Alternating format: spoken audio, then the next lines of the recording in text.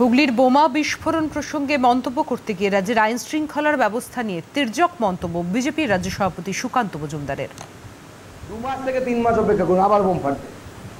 আমরা এই যে বোমের লিগাসি, সেইখান থেকে আমরা বেরোতে পারছি না। ভারতবর্ষের সব রাজ্য বেরিয়ে চলে এসেছে, এখন কোথাও পাবেন না যে কান্ট্রি বোম ফাটছে। হ্যাঁ, উগ্রপন্থীরা বোম ফাটাচ্ছে, যদিও 14-র পর সেই ঘটনা খুব কম। রিসেন্টলি প্রেশার কুকার বোম একটা আমরা বাস্টের ঘটনা ঘটেছে, তারও উগ্রপন্থীরা ধরা পড়েছে পশ্চিমবঙ্গ থেকে, বেঙ্গালুরুতে ক্যাফে বাস যেটাকে বলে।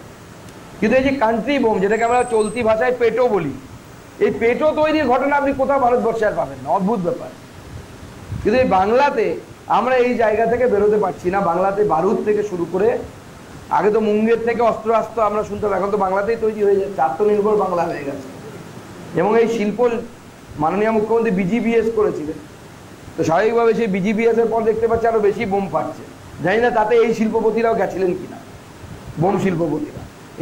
এটাই এই মুহূর্তে সব থেকে বুমিং শিল্প, যেহেতু নির্বাচন চলে এসছে, পশ্চিমবঙ্গের সব থেকে বুমিং শিল্প হচ্ছে বোম শিল্প।